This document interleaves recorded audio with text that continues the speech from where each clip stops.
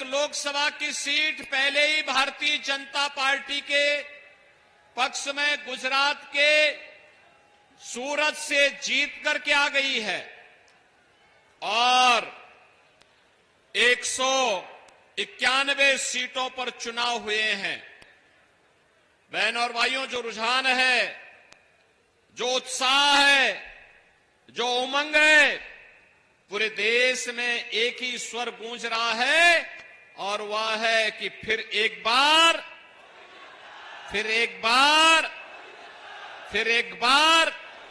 मोदी सरकार का। बहनों और भाइयों, ये मोदी सरकार का जो स्वर गूंज रहा है, ये अचानक नहीं गूंज रहा है। इसके लिए मोदी जी ने 10 वर्ष के अंदर देश के अंदर जो कार्य किया है, वे कार्य आपके सामने हैं और इसीलिए मैं भी आपसे अपील करने के लिए आया हूं कि उज्जवल भविष्य, भारत के उज्जवल भविष्य के लिए, आत्मनिर्भर भारत के लिए, विकसित भारत के लिए भारतीय जनता पार्टी आवश्यक है और भारतीय जनता पार्टी को विजयी इसलिए बनाना है क्योंकि मोदी जी ने 10 वर्ष तक बिना रुके, बिना टिके, बिना थके, बिना झुके देश के लिए कार्य किया है। उसका लाभ हमें प्राप्त हो रहा है। उसका लाभ इस रूप में प्राप्त हो रहा है कि आज भारतवासी कहीं दुनिया के अंदर जाते हैं, सम्मान की निगाहों से देखे जाते हैं। आज देश की सीमाएं सुरक्षित हैं। आतंकवाद और नक्सलवाद समाप्त हुआ है। आप याद करिए, कांग्रेस के समय में क्या होता था। जब यूपीए की सरकार थी, समाजवादी पार्टी और बहुजन समाजवादी पार्टी ने बिना मांगे उन्हें समर्थन दिया था। तब आतंकी विस्फोट होते थे और कहा जाता था कि इस आतंकी विस्फोट के पीछे पाकिस्तान का हाथ है। तो तत्कालीन कांग्रेस की सरकार क्या कहती थी? अच्छा देखेंगे। यही उनका जवाब होता था। आतंकवाद से लड़ने की सामर्थ्य नहीं थी। और बहनों और भाइयों, आज आतंकी घटना की बात तो दूर, कहीं जोर से पटाखा भी फट जाता है ना, तो पाकिस्तान पहले सफाई देता है कि हमारा इसमें कोई हाथ नहीं है। बहनों और भाइयों, ये जो परिवर्तन आया है, जो सुरक्षा का माहौल बना है, ये प्रधानमंत्री मोदी जी के कारण। देश की सीमाएं सुरक्षित हुई हैं। आज पाकिस्तान या देश का दुश्मन भारत की सीमा में नहीं घुस सकता। उसे मालूम है घुसपैठ करेंगे तो काम तमाम हो जाएगा। पहले से उसे पता है। उसे मालूम है कि अगर उसने कुछ भी ऐसी जरूरत की जो भारत की संप्रभुता और भारत की सुरक्षा के खिलाफ होगा, तो ये नया भारत है केवल राम मंदिर ही नहीं बनाता है, आतंकवादियों का राम नाम सत्य है भी करना जानता है। बहनों और भाइयों,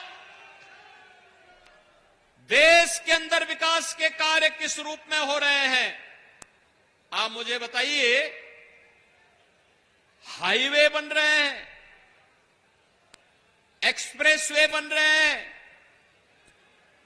रेलवे और मेट्रो की सुविधाएं बढ़ी हैं, IIT, IIM, triple IT, NIT, 1 district 1 medical college, AIIMS और 1 डिस्ट्रिक्ट 1 प्रोडक्ट के आधार पर फिरोजाबाद की हस्तशिल्पी और कारीगरों की जो प्रोडक्ट है, इसको वैश्विक मान्यता भी प्रदान कराई जा रही है।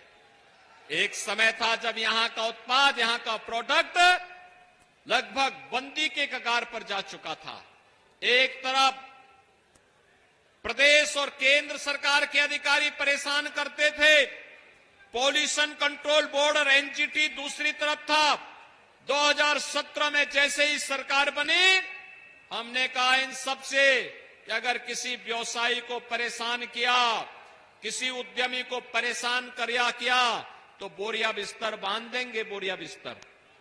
चुपचाप तरीके से देश के अंदर एक अच्छा वातावरण बनने दो, कार्य करने दो। भारत के प्रोडक्ट को वैश्विक मान्यता मिलनी चाहिए। और बहनों और भाइयों, आज one district one product, Uttar Pradesh का वन डिस्ट्रिक्ट वन प्रोडक्ट पूरे देश और पूरी दुनिया के अंदर छा रहा है, जिसमें फिरोजाबाद का ग्लास भी पूरी दुनिया के अंदर छा रहा है। आज आप देख रहे होंगे कि विकास के कार्य भी हो रहे हैं और गरीब कल्याणकारी कार्य भी। 80 करोड़ लोगों को फ्री में राशन 4 वर्ष से लगातार मिल रहा है और मोदी जी ने कह दिया अगले 5 वर्ष तक लगातार मिलेगा। बहनों और भाइयों, कांग्रेस, सपा, बसपा की सरकार के समय क्या होता था? यही राशन इनके चट्टे बट्टे सब डंकार जाते थे, गरीब को मिलता ही नहीं था, लोग भूखों मरते थे। और समाजवादी पार्टी तो 2 कदम और आगे चली गई थी। आप सोचो, जिन आतंकवादियों ने अयोध्या पे राम जन्मभूमि पर आतंकी हमला किया था, जिन आतंकवादियों ने बजरंगबली के पावन मंदिर, संकट मोचन मंदिर वाराणसी में हमला किया था, जिन आतंकवादियों ने न्यायपालिका पर हमला किया था, जिन आतंकवादियों ने सीआरपीएफ कैंप रामपुर में हमला किया था, उनके मुकदमों को भी समाजवादी पार्टी ने वापस लेने का कुत्सित प्रयास किया था। तब न्यायपालिका ने अखिलेश यादव की सरकार को के बारे में टिप्पणी की थी। तब न्यायपालिका ने कहा था, आज आतंकवादियों के मुकदमों को वापस ले रहे हो, कल बड़ी बेशर्मी के साथ इन आतंकवादियों को पद्म पुरस्कार से नवाजोगे, देश की सुरक्षा का क्या हाल होगा? ये देश की सुरक्षा के साथ, जनता जनार्दन की सुरक्षा के साथ खिलवाड़ करने वाली क्या समाजवादी पार्टी को आप वोट देंगे क्या?